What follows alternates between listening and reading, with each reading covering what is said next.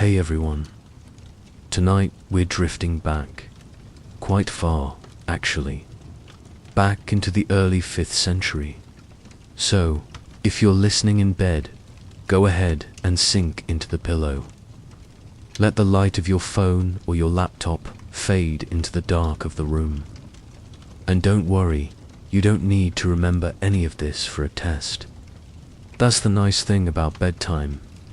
History, it doesn't matter if you drift off halfway through a barbarian invasion. Rome fell a long time ago. It can wait until morning now. The city of Rome, for centuries, it called itself the Eternal City. And to be fair, when you manage to conquer most of the known world, you do get a little smug. Rome had emperors who were worshipped as gods, roads that stretched over mountains, and aqueducts that defied reason. It had legions marching in perfect order, marble temples glowing in the sun, and more senators arguing in togas than anyone ever asked for. But by the year 410, things were less glorious. The emperors were shrinking figures, usually terrified teenagers or exhausted bureaucrats. The army was held together with duct tape and mercenaries. The Senate, once so proud, was basically a retirement club for cranky old men. And the citizens of Rome were looking around, realizing that the eternal part of Eternal City might have an expiration date after all, because, of course, there was Alaric.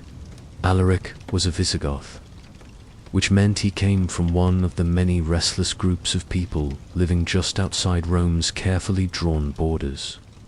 The Goths were technically barbarians, though really that word was just Roman shorthand for people who don't dress like us, and occasionally set fire to things we care about. Alaric himself had a rather irritating habit of appearing in Roman history at the least convenient times. He was tall, imposing, and very aware of his own importance. He had once served as a general in the Roman army, which meant he understood exactly how badly things were being run.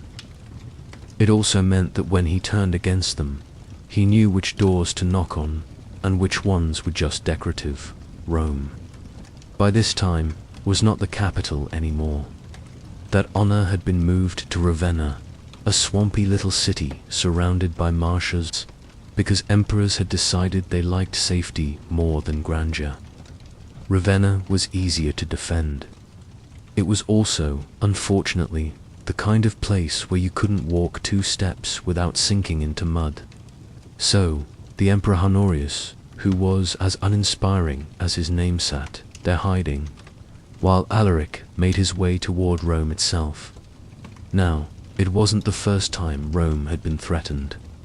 The city had been shaken before. But to the Romans of 410, the idea that someone could actually break in, loot the place, and walk away, that was almost unthinkable. Rome had been the center of the world for so long that the world itself seemed to rely on its marble temples staying upright. Alaric, of course, was not overly concerned with preserving that illusion. He wanted food. He wanted gold. And more importantly, he wanted respect, which, as history shows, is exactly the kind of thing Romans were terrible at giving anyone who wasn't them. So the Visigoths arrived outside the city walls. They were tired, ragged, but motivated. Rome, in contrast, was bloated, unprepared, and still pretending it was the most powerful city on earth. It wasn't exactly a fair matchup. The city went under siege. Food began to run short. Famine crept in. The people of Rome, so used to bread being distributed for free, suddenly found themselves eating whatever could be scrounged. And naturally, the wealthy senators kept feasting in their villas, as if a barbarian army wasn't literally outside the gates. When negotiations finally came, they were humiliating. Alaric demanded an enormous ransom: gold, silver, silks, and, somewhat predictably, a few truckloads of pepper. Pepper was basically the Bitcoin of the late Roman Empire, expensive, absurdly overvalued, and guaranteed to drive old men into shouting matches. The Senate sputtered in outrage. How dare he demand so much? And Alaric calmly reminded them that the Visigoths were in no hurry. Rome could starve for all he cared. So the ransom was collected. Statues were melted down. The city's treasures were scraped together. And Alaric took them all, then left. For a brief moment, the Romans sighed in relief. The Eternal City had survived again. Except, of course, it hadn't, because within a couple of years, Alaric was back. The second time was worse. Rome was weaker. Its leadership was somehow even more incompetent than before. And Alaric was growing impatient. So, in August of 410, the Visigoths broke in. Now, imagine it. The marble streets, once patrolled by legions in shining armor, now filled with soldiers in rough cloaks, speaking in strange accents, carrying torches. The temples, quiet and abandoned. The Senate house, silent. Rome had been breached. Not by Hannibal, not by Cleopatra, not by any of the famous names from earlier centuries, but by Alaric and his followers. The sacking of Rome lasted 3 days, which, in barbarian terms, was practically polite. Homes were looted. Gold was taken. Churches were broken in two, though to his credit, Alaric ordered that Christian sites should be respected, which meant that while the Visigoths cheerfully carried off anything that glittered, they were at least careful not to annoy St. Peter. A small mercy for the citizens of Rome, though it was a nightmare. Imagine the Eternal City, touched for 800 years, suddenly filled with smoke, noise, and strangers hauling away treasures. The sound of statues crashing down. The eerie silence of streets, once bustling, now deserted. Families hiding, hoping their door wouldn't be kicked open. And then, just as suddenly as it began, it was over. After 3 days, Alaric ordered his people out. He hadn't come to destroy Rome completely. He simply wanted to prove a point. And perhaps to enjoy the look on the Romans' faces as they realized that eternal was a marketing slogan, not a promise. The shockwaves of that sack went far beyond Rome itself. Throughout the empire, people whispered that if Rome could fall, anything could. The city that had conquered the known world had been humiliated, and the Emperor Honorius, sitting safely in Ravenna, reportedly reacted with astonishing stupidity when told that Rome had perished. Honorius apparently thought they were talking about his pet chicken. He had a favorite chicken, also named Roma, and so, upon hearing the news, he gasped and said, "But I just fed her myself." Only when corrected, no, not the chicken, the city did. He mutters something less enthusiastic. So yes, the Eternal City, the capital of capitals, had been sacked. Not destroyed, but wounded deeply. And as much as later writers tried to frame it as a one-off disaster, the truth was clear. Rome's glory days were behind it. As for Alaric, his triumph was short-lived. Just months after the sack, he died unexpectedly, somewhere in southern Italy. His followers, ever dramatic, supposedly buried him in a riverbed, redirecting the waters, placing his body in the earth, and then letting the river cover it again. All the workers who helped were killed, so no one would ever know the exact spot. Which, if true, means Alaric is still there, lying quietly under flowing water. Rome itself, meanwhile, staggered on, a little poorer, a little sadder, and very aware that eternity isn't what it used to be. And so, when we picture the sack of 410, it's not fire and explosions. It's quieter. A city shocked into silence. Temples empty. Statues headless. Streets where sandals once clattered, now only echoing with the sound of torches sputtering in the dark. The eternal city finally reminded of its own mortality. Let's drift gently onward, then, because while Alaric made his mark, he was only one of many who would test Rome's fragile shell in these years, and the emperors who followed, well, they were not exactly inspiring.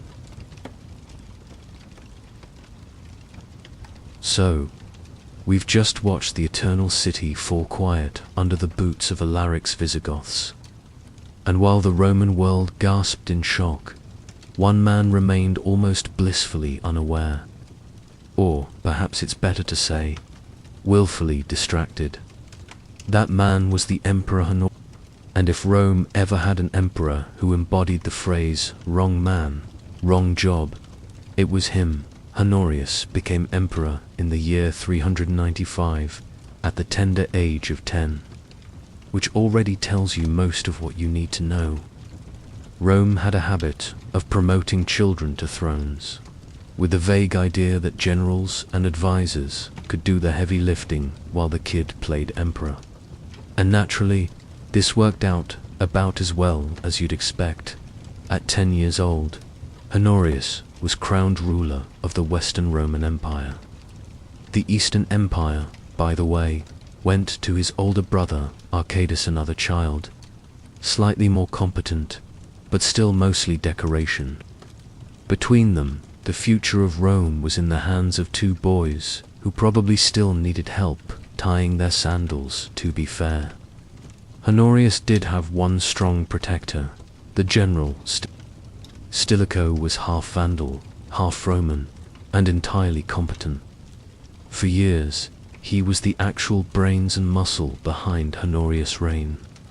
He kept the army in order, fended off invasions, and managed to maintain some kind of stability, which, unfortunately for him, only made the Senate suspicious. You see, Romans had a deep mistrust of anyone who wasn't one of them.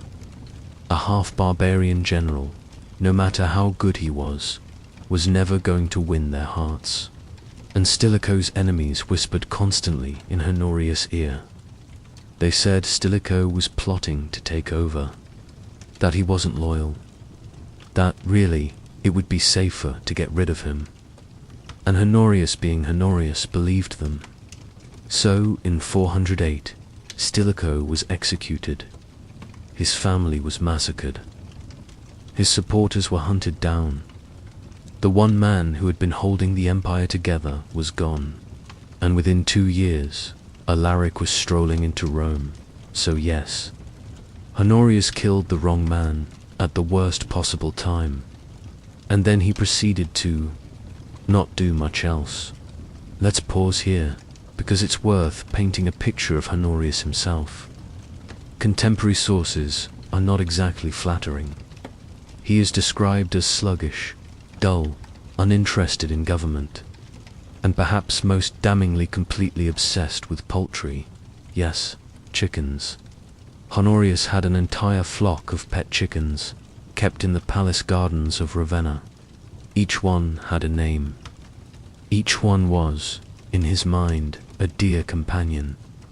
And his favorite, the pride of his collection, was called Roma, which of course brings us back to the famous anecdote. When news came that Rome had perished, Honorius apparently panicked up for the city, but for the bird. He sighed in relief only when he realized it was the human Rome, not the feathered Roma, that had fallen. Now, historians sometimes debate whether this story is literally true. But honestly, even if it isn't, it tells you everything about how Honorius was remembered. The emperor who lost Rome but kept his chickens.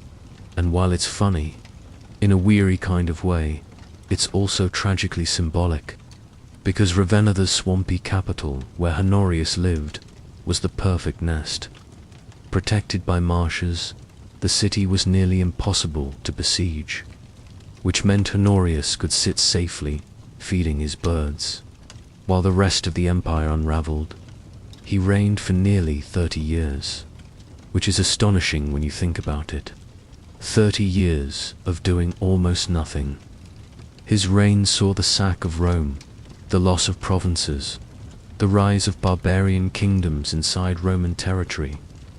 But through it all, Honorius himself sat in Ravenna, plodding on somehow untouchable.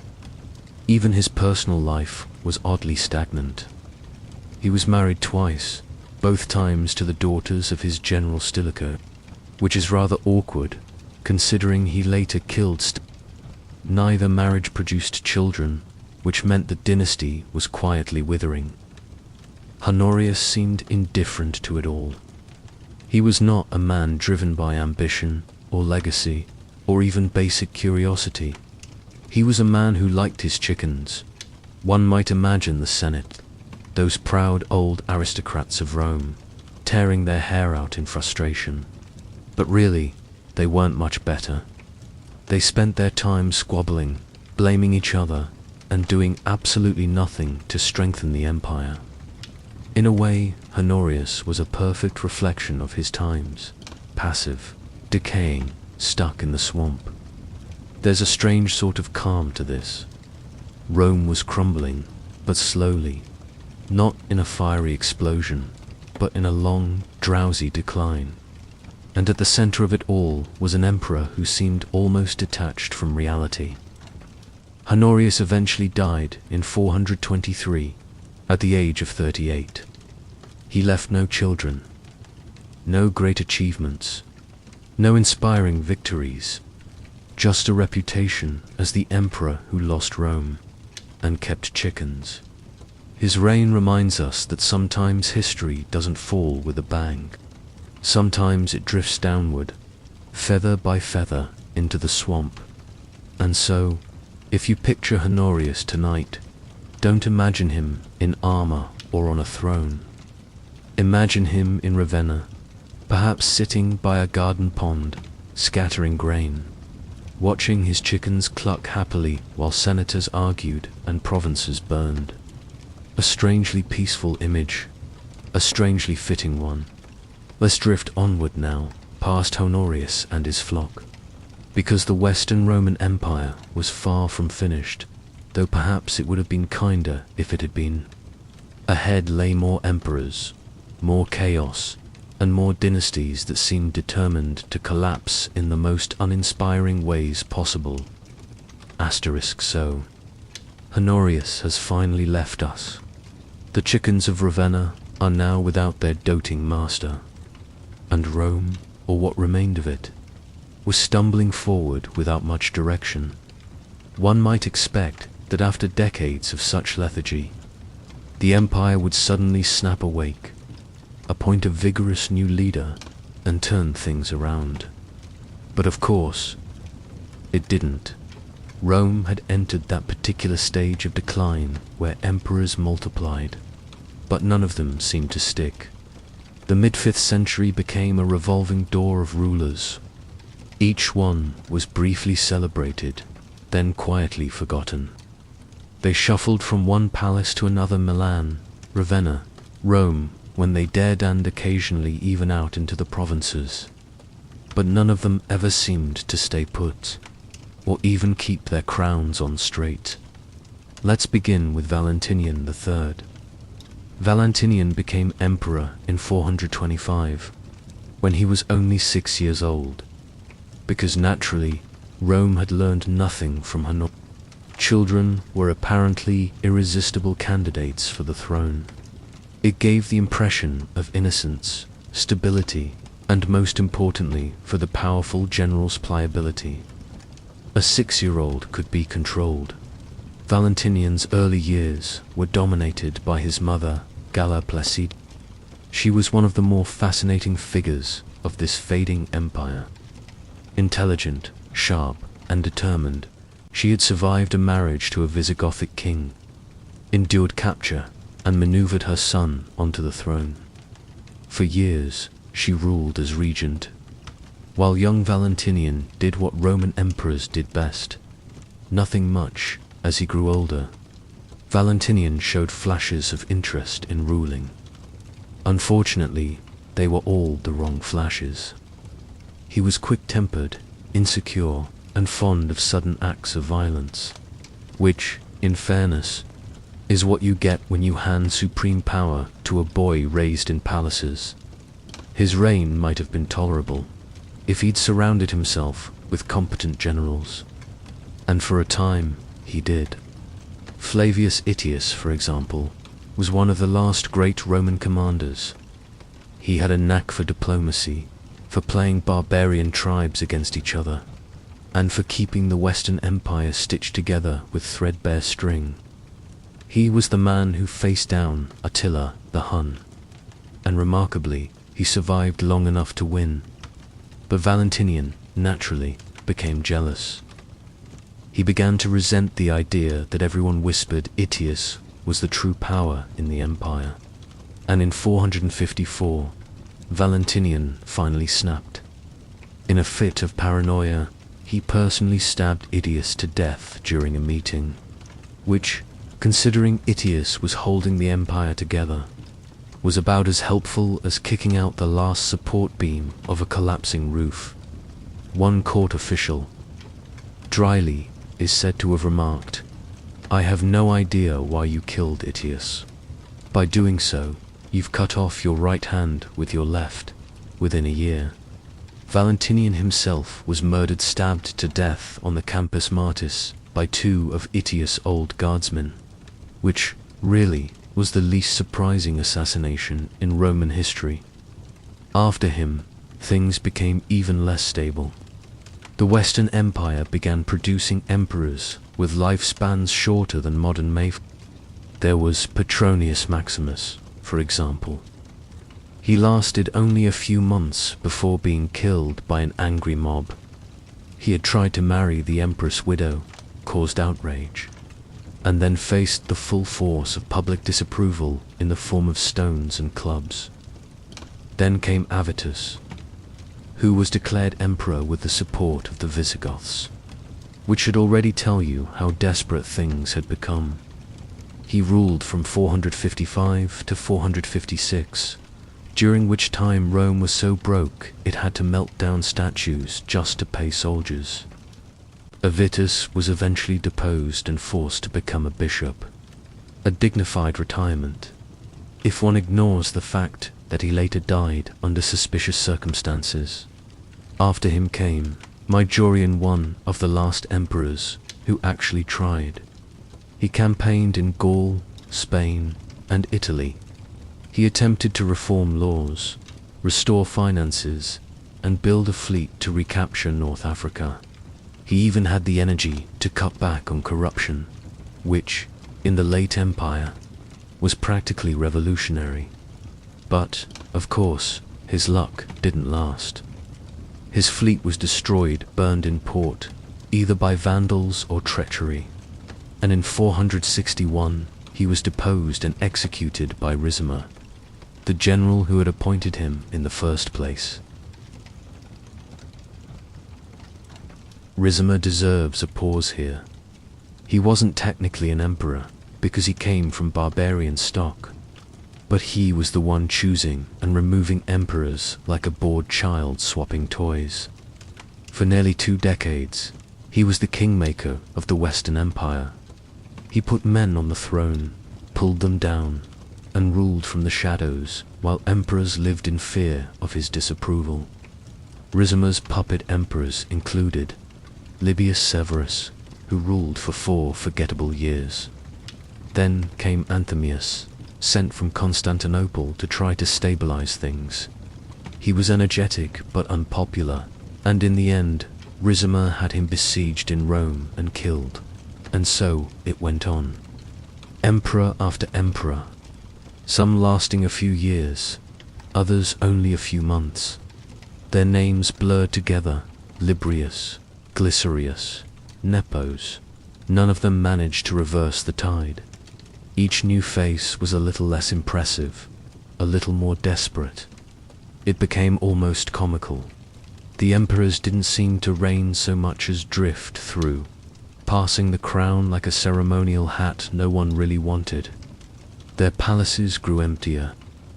Their commands carried less weight. And outside the palace walls, the barbarian kingdoms grew bolder: Visigoths in Spain, Vandals in North Africa, Burgundians and Franks in Gaul. Rome itself no longer mattered much. It was looted again, most memorably in 455 by the Vandals. This time, the sack lasted 2 full weeks. Unlike Alaric's 3-day visit, the Vandals were thorough. They carted off treasures, broke into temples, and stripped the city of nearly everything worth carrying. Even the great bronze roof tiles of some buildings were peeled away. Rome was left hollow, echoing, almost a shell of itself. The emperors, meanwhile, continued their wandering. Ravenna remained the technical capital, but few rulers seemed anchored anywhere. They drifted between cities, desperate for allies, running from threats, never certain if they'd survive the year. By the time we reach the end of the 5th century, the Western Empire is almost unrecognizable. The emperors are little more than figureheads. Their names appear in chronicles, but their deeds barely register. It's as if history itself is tired of writing them down, and yet there's something oddly soothing in this long decline. The drama of the Republic, the thunder of the early empire, the glories of Caesar and Augusta soul of that had faded. What remained was quieter, a procession of tired rulers, bickering senators, and opportunistic generals, all slowly sinking together into obscurity. It's not the fall of Rome in flames. It's the fall of Rome as a long sigh. So, as we drift here, let's imagine those wandering emperors, men in purple cloaks that no longer inspired fear, riding through muddy roads from Ravenna to Milan to Rome, each one hoping to outlast the whispers of betrayal, each one destined to be forgotten. Their palaces cold, their feasts meager, their crowns more symbolic than real, and in the background, the sound of new kingdoms rising, speaking in unfamiliar languages, shaping the world that would come next. The emperors would not stay put, because nothing around them was stable.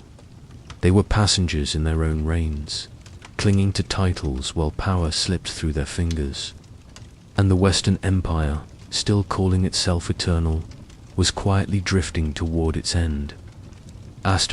So, after decades of emperors who flickered in and out like candles in a draught, we finally reached the last one, the so-called final emperor of the Western Roman Empire. And really, it's hard not to smile at the irony of his name. Romulus Augustulus, the first emperor of Rome, had been Augustus, the mighty founder of the empire, and one of its most famous early kings had been Romulus, the mythical founder of the city itself. By the 5th century, history decided to give us a small joke. The last emperor would carry both names at once, Romulus, Augustus. The beginning and the end rolled into one, of course.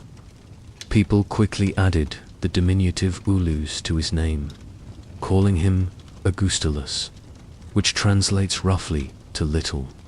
Augustus, and little he was probably. No older than 14 when he was pushed onto the throne in 475. Romulus wasn't chosen because of his brilliance, or his military skill, or his noble bloodline. He was chosen because his father, Orestes, needed a puppet. Orestes was a general, ambitious and impatient. He had served at the court of Attila the Hun, learned how power was seized, and decided to try it himself. He staged a coup, drove out the existing emperor Julius Nepos, and placed his teenage son on the throne. It was a classic Latroman maneuver. If you want power but lack the right ancestry, just put a child in the purple and rule behind him. So Romulus Augustulus became emperor. He lived in Ravenna, in the familiar swampy palace where so many of his predecessors had sulked. His reign was less a reign and more a stage performance, Orestes holding the strings, Romulus wearing the costume. It didn't last long by this point. Italy was crawling with soldiers who were not exactly loyal Romans. Germanic troops, Ceruli, Syri, and others made up much of the army. They wanted land, pensions, rewards, and Orestes, who had promised them much, refused to deliver, which meant rebellion was inevitable. Enter Odoacer. Odoacer was a Germanic officer of uncertain origin. Some said he was Assyrian, others a Hun, others something else entirely. What mattered was that he had the support of the troops. They proclaimed him their leader, marched on Ravenna, and made it very clear that Orestes' time was up. Orestes was captured and executed, and Romulus the boy emperor was spared.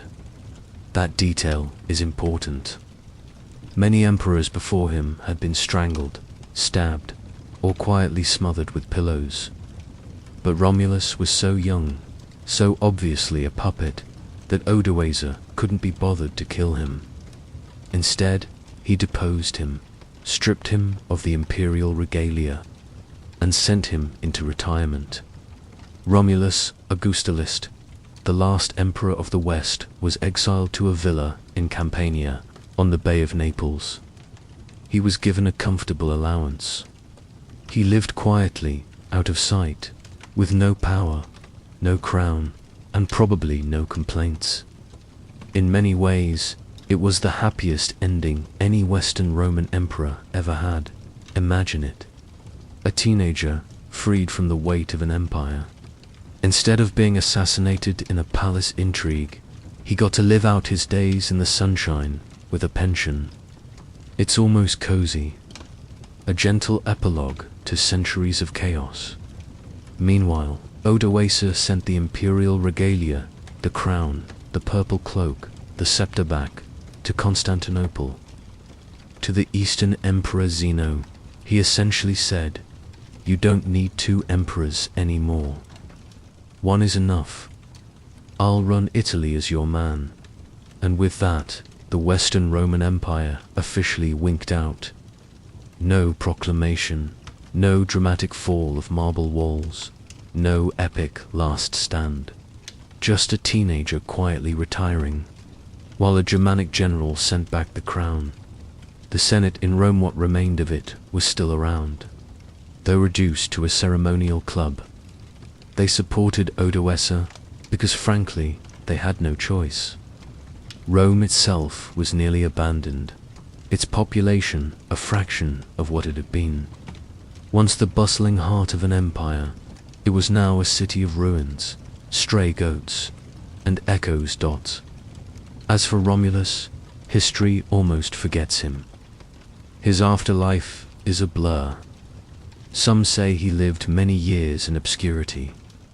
Others say he died young. A century later, the philosopher Cassiodorus mentioned that he was still remembered in Campania, living quietly on his estate, which, if true, means the last emperor outlived the empire by decades, sipping wine in the Italian countryside, while new kingdoms rose around him, theirs. Something strangely peaceful about that. The empire hadn't ended with a bang. It had ended with a shrug. A boy nicknamed Little Augustus stepping aside, a barbarian general shrugging into power, and the senators nodding along. The Roman world had spent centuries obsessed with eternity, yet it closed out its Western chapter with a teenager's quiet retirement. If the fall of Rome feels anticlimactic, that's because it was. Reality often prefers whimpers to explosions. And so, the curtain came down. The Western Empire, which had stretched from Britain to North Africa, from Spain to the Rhine, was gone. In its place came the kingdoms of the Goths, the Vandals, the Burgundians, and the Franks. The Middle Ages were beginning, not with fire, but with silence. Picture it tonight. Romulus Augustulus, the last emperor, sitting in a villa overlooking the sea. The waves are steady, the air warm. He is no longer emperor. He is no longer anyone important. And in that, he may have found a peace that eluded every emperor before him. The boy who ended Rome. By surviving it. So, the Western Roman Empire has quietly slipped away. A boy emperor retired to a villa. A Germanic general took over Italy. And the senators, once the masters of the known world, were reduced to politely nodding at whichever barbarian happened to be in charge that week. If this were a story about most empires, that would be the end. Curtain falls. Everyone claps, exits the theater, goes home. But Rome was never good at neat endings, because while the West had collapsed, the East was still standing. And the Eastern Roman Empire, what we usually call Byzantium, was just getting comfortable now. Technically, people at the time didn't call it Byzantium. They still called it Rome. They still thought of themselves as Romans. They still used the same titles, the same laws, and the same obsession with purple dye. But the center of power had shifted permanently to the city of Constantinople. Constantinople was, in many ways, the where Rome had been sprawling, crumbling, and impossible to defend. Constantinople was compact, wealthy, and wrapped in massive walls. Triple walls, in fact, with towers, gates, and layers of defenses that made the city practically impregnable. It was also perched on the Bosporus, the narrow strait between Europe and Asia, which meant it controlled trade like a toll booth nobody could bypass. So while Rome was falling apart, Constantinople was collecting taxes, trading silks, and hosting endless theological arguments about the exact nature of Christ. It was, as far as late antiquity goes, a pretty comfortable setup. The Eastern emperors watched the fall of the West with a mixture of pity and smugness. They accepted the regalia from Odoacer, nodded politely, and went on with their lives. For them, Rome hadn't fallen. It had simply consolidated, and in a sense, they weren't wrong. From their perspective, there was still one Roman emperor ruling from Constantinople. The fact that Italy was run by a barbarian strongman was just a temporary inconvenience. Of course, the Byzantines had their own problems. Endless debates over heresies. Court intrigues so elaborate they made Western palace murders look quaint. And, of course, constant wars with Persians, Huns, Bulgars, Arabs, and anyone else who fancied their chances. But compared to the West, the East had something vital: money. Constantinople's trade routes kept gold flowing in. Its bureaucracy bloated, but effective kept the machinery of empire grinding along. Its emperors, even the eccentric ones, had access to resources that their Western cousins could only dream of. Take, for example, Xenophon, Eastern emperor, at the time when Romulus Augustulus was deposed. Zeno was not the most inspiring figure. He was an Isaurian from a rough mountain region, which made the Constantinopolitan elite sneer at him as a provincial. He was unpopular, often besieged in his own palace, and accused of all sorts of scandals. And yet, even he managed to outlast the West. Then came Anastasius, who had the unusual quality of being both frugal and competent. He reorganized finances, reformed the coinage, and left behind a treasury so full of gold that later emperors could hardly believe it. Imagine that while the Western Empire was selling off statues to pay mercenaries, the Eastern Empire was quietly stockpiling enough cash to build an entire new wall system and still have change left. And then, of course, came Justinian. But let's not get ahead of ourselves. The point is, after the fall of the West, the East simply carried on. To them, the empire had not ended. It had just shed a troublesome limb. Rome the city might be full of weeds and stray animals, but Rome the idea was alive and well in Constantinople. And if you walked the streets of Constantinople in the 6th century, you'd see what that meant. Gleaming churches with mosaics that glittered in the candlelight. A vast hippodrome where chariot races stirred up riots that sometimes threatened to topple emperors. A palace complex stuffed with courtiers, eunuchs, scribes, and soldiers. And always the smell of the sea, reminding everyone that they were perched between two continents, two worlds. The Byzantines developed their own rhythms, their own quirks. They were more Greek than Latin. Their emperors were crowned not by the Senate, but in glittering church ceremonies. They argued over icons, over doctrine, over the exact color of robes. And yet, for all the differences, they insisted they were still Roman. It's one of the great ironies of history. The West fell, but the East endured. For another 1,000 years, Constantinople would call itself New Rome. Its rulers would call themselves emperors of the Romans. And visitors, arriving by sea, would gasp at the sight of its massive walls and golden domes, and admit that Yesrem was still alive. Meanwhile, in the West, things looked very different. Italy was under Odoacer, then under Theodoric the Ostrogoth, who ran the place rather sensibly for a while. Spain belonged to the Visigoths. Gaul was carved up by Franks and North Africa was ruled by the Vandals, who kept a surprisingly efficient navy. The Western world was breaking into pieces, while the East maintained the illusion of continuity. And it wasn't just an illusion, really. Byzantium was Rome-strange, Greek-speaking, gold-encrusted Rome. So when we talk about the fall of Rome, it's worth remembering that, for the people living in Constantinople, nothing had fallen at all. Their empire still stood. Their taxes still arrived. Their emperor still wore purple. The city of Rome itself might have been a ruin, but the empire was eternal, at least for another 1,000 years. And if that feels like cheating, it is. History loves neat endings, but the truth rarely obliges. Rome didn't fall in one night, or even one century.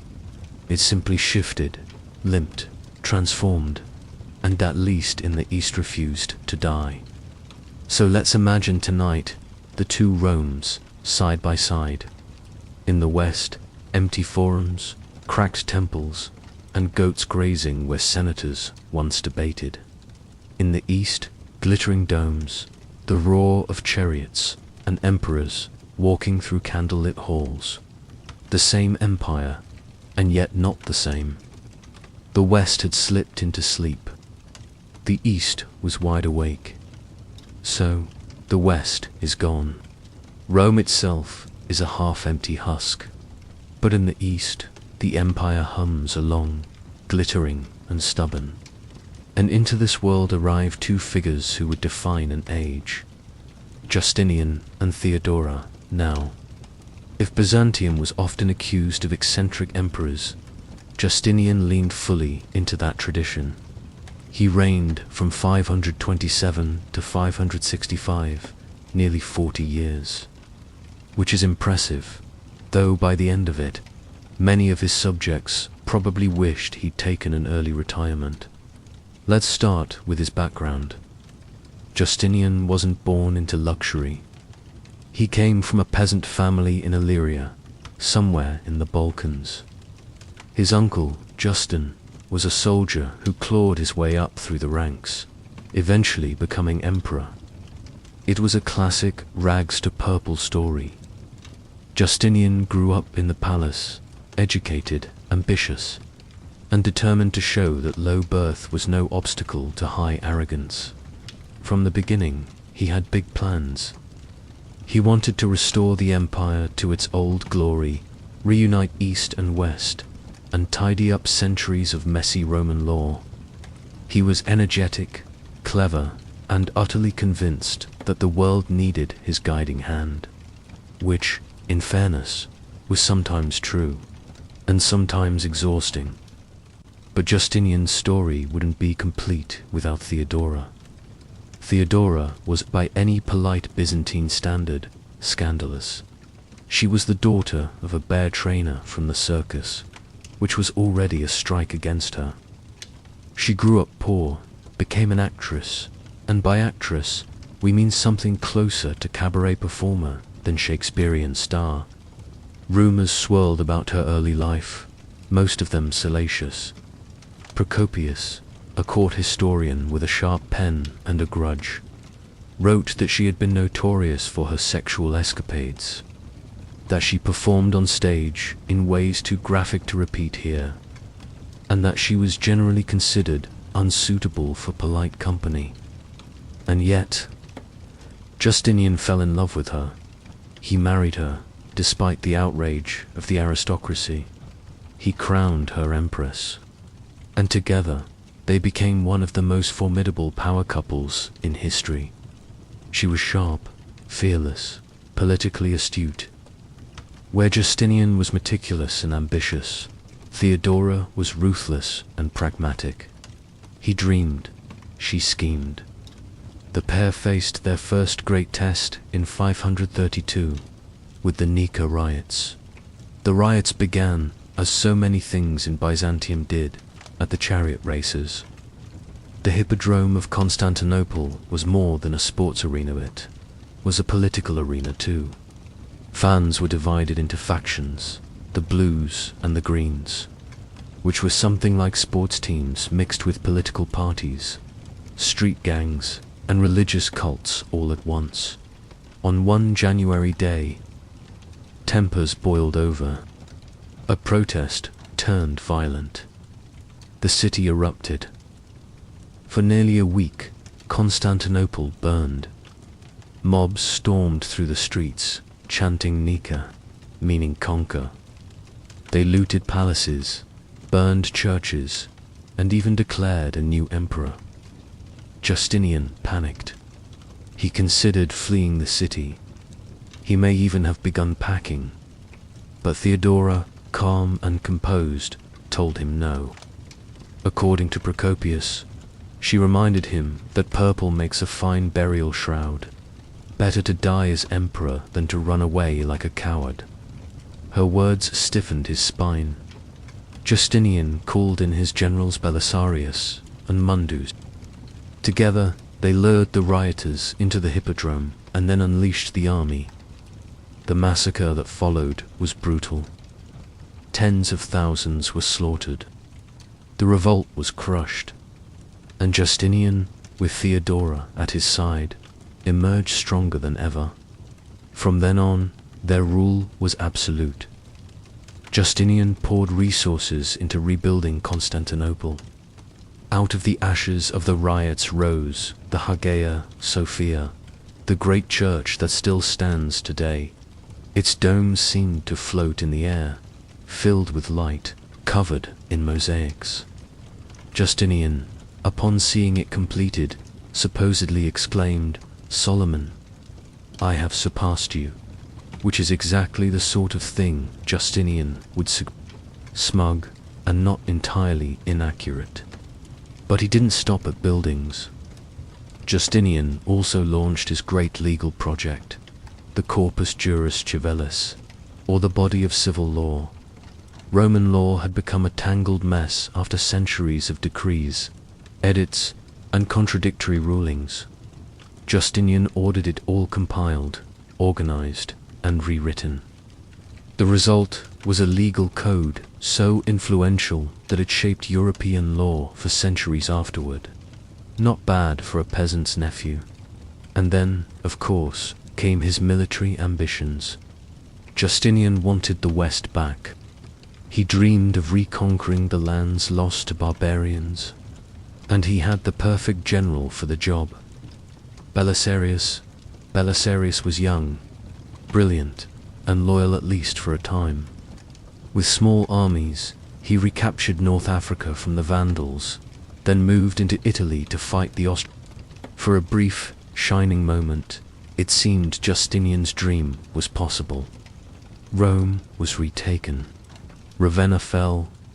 The empire was, at least on maps, whole again.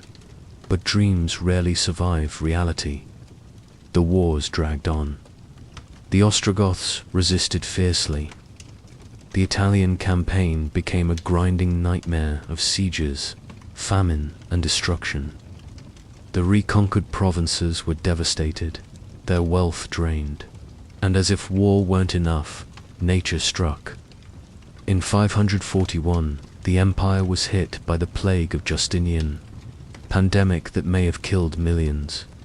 Cities were emptied, farms were abandoned. Even Constantinople reeled.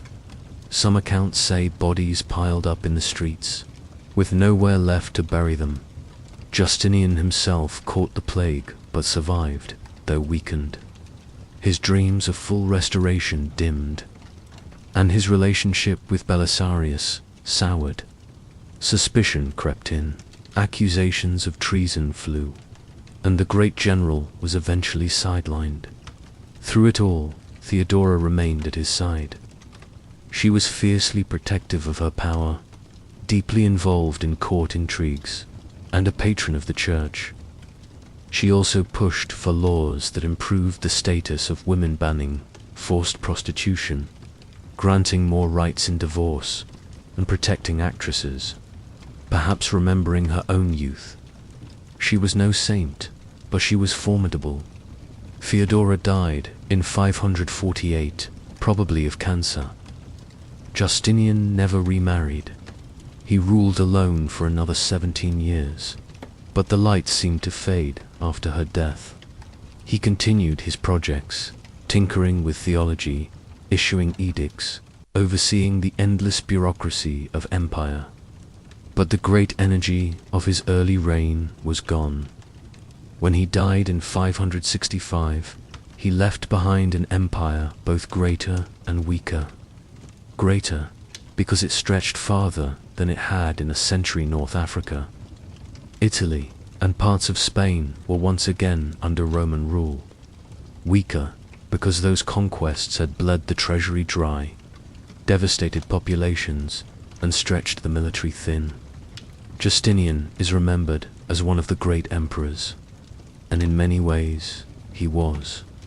But he was also the emperor who nearly bankrupted Byzantium, who dreamed too big, who burned through lives and gold in pursuit of an impossible ideal. And perhaps that's the most Roman thing about him. So, as we picture Justinian and Theodora tonight, let's see them not in their triumphs, but in their quiet moments. Justinian pacing the palace halls, muttering about laws. Theodora watching him with a sharp, steady gaze, weighing every word. Two unlikely rulers, peasant's nephew and a circus performer's daughter, who somehow became the most powerful couple in the world. Their empire glittered, trembled, and endured, because Byzantium always endured. So, Justinian and Theodora have left the stage. The empire they built is battered, but still breathing. The West remains fragmented, but Constantinople goes on shining, sometimes faintly, sometimes blindingly. And over the centuries, Byzantium developed a reputation, not just for endurance, or for gold-domed churches, or for elaborate law codes, but for eccentricity, for rulers who were brilliant, deranged, or occasionally both in the same afternoon. If you were a citizen of Constantinople, You never quite knew what your emperor would be like. Would he be a general, hardened on campaign? A monk dragged reluctantly from his cell? A child, a drunk? Someone who believed he could out-argue God himself at a church council? In Byzantium, all of these were possible. Let's drift through a few of the stranger examples. Take, for instance, Emperor He came to power in 602 after a mutiny against Emperor Maurice. Phocas was not exactly a poster child for dignity. Chroniclers describe him as short, hairy, and prone to fits of rage. He supposedly looked more like a bandit than a ruler, and he acted the part, to executing Maurice and his sons, then ruling through paranoia and cruelty. He alienated allies, provoked wars, and left the empire in chaos. Eventually, Heraclius rose against him, marched into the capital, and had him executed. One source says Phocas's body was mutilated, then burned, which, given his reputation, was probably more popular than his coronation had been. But Byzantium didn't always get tyrants. Sometimes it got, well, characters. There was Justin, too, who reigned in the late 6th century.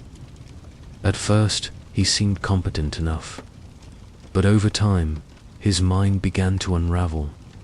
He suffered from what we'd likely call mental illness today. Chroniclers describe him howling in madness, biting attendants, and needing to be strapped into a throne with organ music played constantly to soothe him. Picture it, an emperor rocking back and forth, teeth bared, while musicians try to keep him calm with a few soft chords. Not quite the glory of Caesar crossing the Rubicon. Then there was Heraclius, the man who overthrew. He actually did quite well for a while, defeating the Persians in a dramatic comeback war. But his later years were less inspiring. He married his own niece, which made the church grumble. His body gave out from disease. He left his sons to squabble over succession. And almost immediately after his death, the Arab conquests swept through Syria, Palestine, and Egypt, stripping away the richest provinces of the empire. Heraclius went from hero to exhausted relic, remembered more for decline than triumph. And, of course, we can't forget Constantine V, nicknamed Copronymus, which literally means dung-named. A monk spread the rumor that as an infant, during his baptism, he fouled the baptismal font, and the nickname stuck. Despite this, he actually became a capable ruler, reorganizing the army and strengthening the state. But his obsession with iconoclasm, destroying religious image, earned him hatred from the church, who gleefully spread every insult they could, including that unfortunate potty-based moniker. Byzantine nicknames, by the way, were rarely flattering. You had Constantine the Bearded, Michael the Drunkard, Basil the Bulgar Slayer, and Leo the Khazar, among others. The court was full of whispers, and few emperors escaped without at least one awkward label. Let's drift for a moment into the daily oddities of the palace itself. Life at the Byzantine court was a strange mixture of ancient Roman tradition and near-fantastical ceremony. Emperors' war robes dyed in imperial purple, a shade so expensive it was worth more than its weight in gold. The throne room featured mechanical contraptions, bronze lions that roared, birds that sang, even a throne that could rise into the air to awe visiting ambassadors. Imagine walking into the palace, about to negotiate some delicate treaty, only to have the emperor slowly levitate in front of you while fake lions growled. Intimidating, yes, but also slightly ridiculous. Court etiquette was suffocating.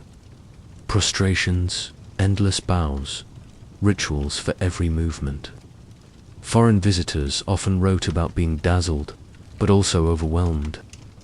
The Byzantines believed ceremony was power, and they wrapped their emperors in enough pomp to convince even skeptics that this fragile, overworked empire was still the Roman Empire of old. Of course, not every emperor could live up to the role. Some were children, crowned because no one else was available. Others were monks, dragged unwillingly from monasteries to sit on the throne. Some lasted decades. Others were overthrown in a matter of months.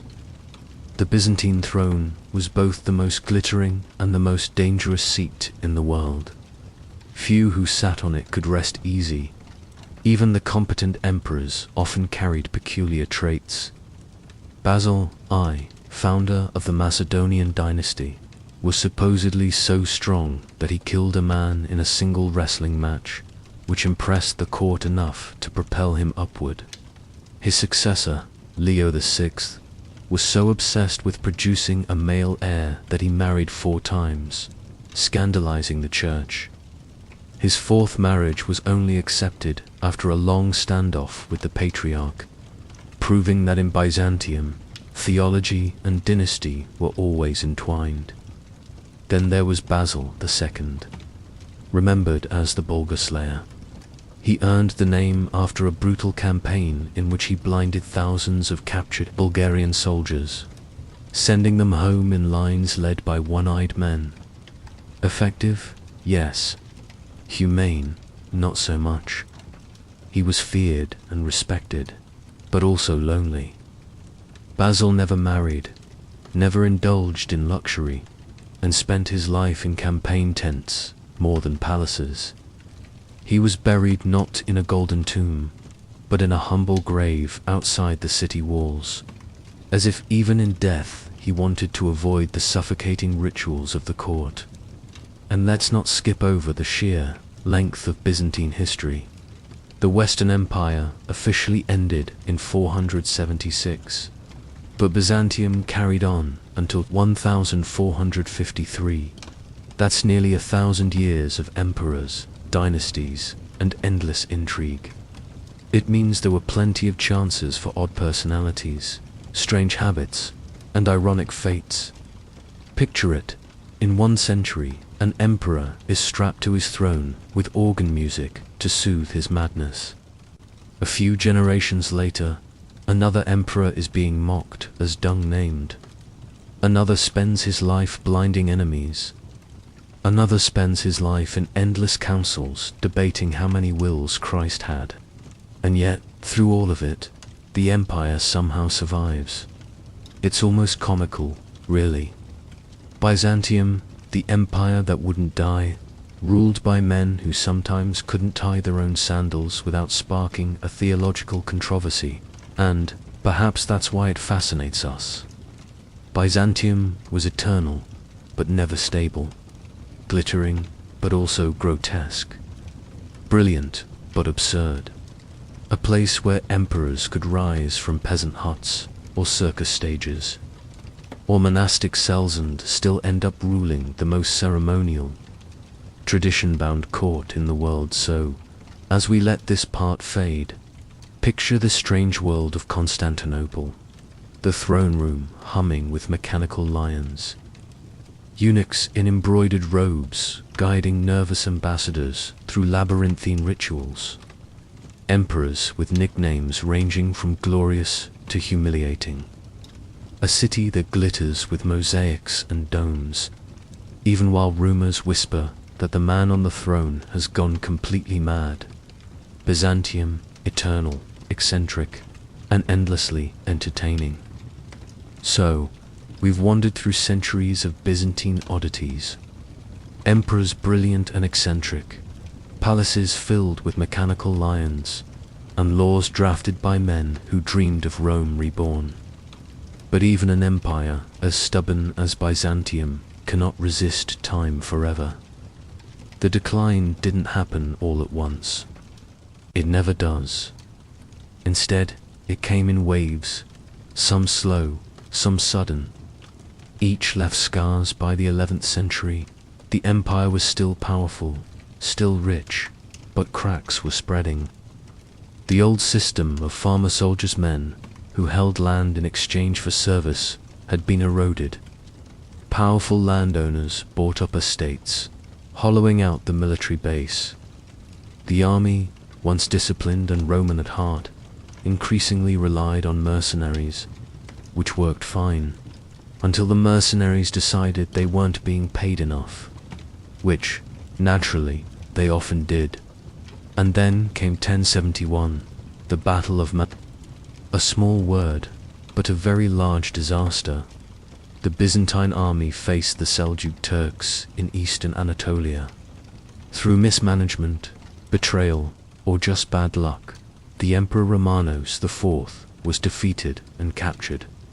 The empire lost control of most of Asia Minor, the heartland that had supplied soldiers and taxes for centuries. It was a body blow.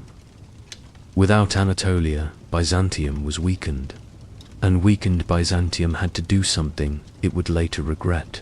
It asked for help. That help came in the form of the First Crusade. Western knights, answering the Pope's call, marched east to reclaim the Holy Land.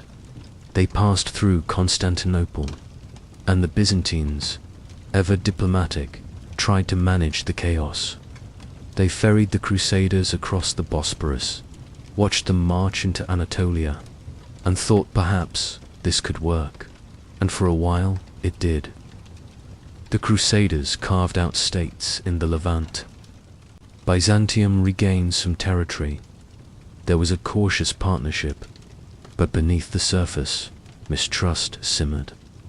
The Latin West and the Greek East shared a religion, but not much affection.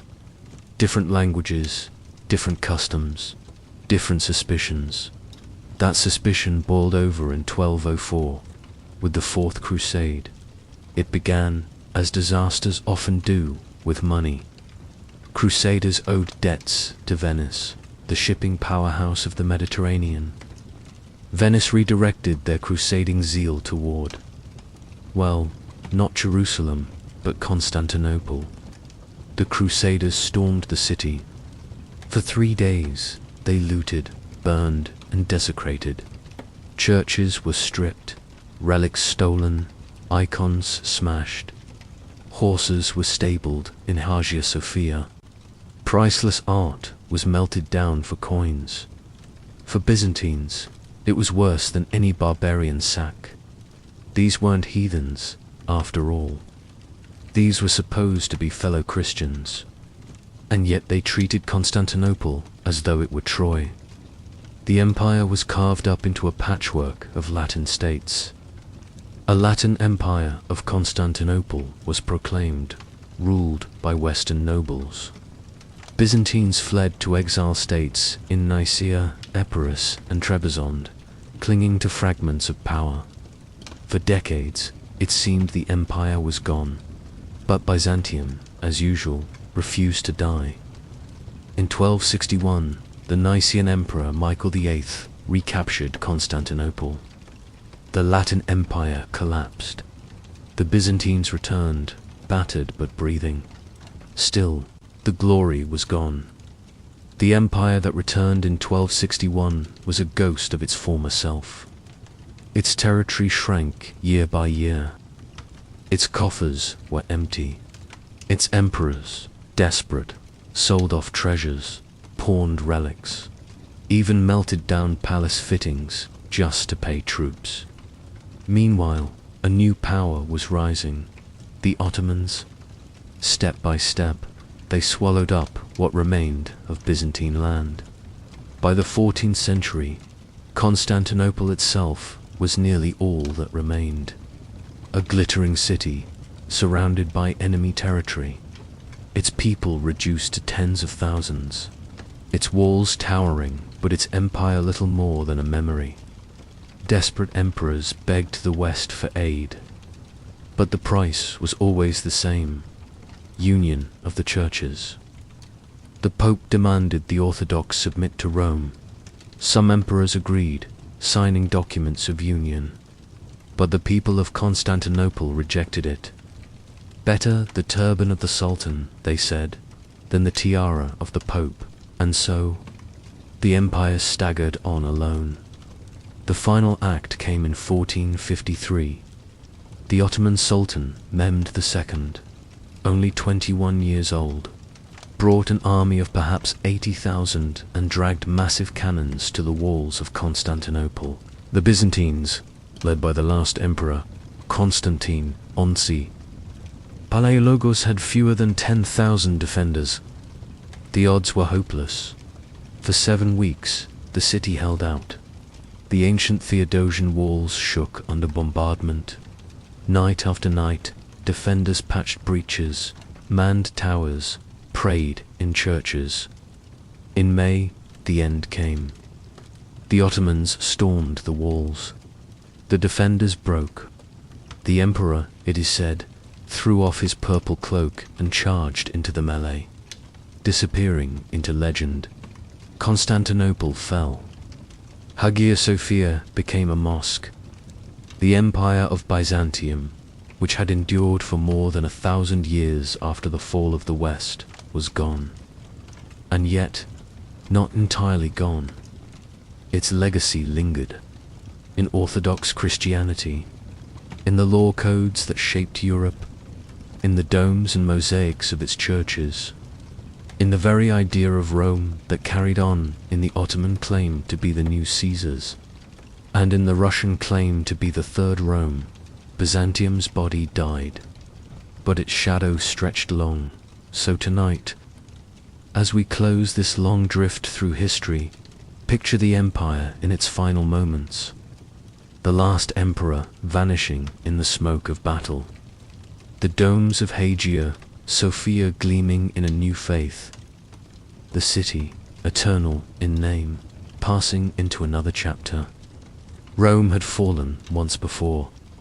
In the West now, it had fallen again in the East.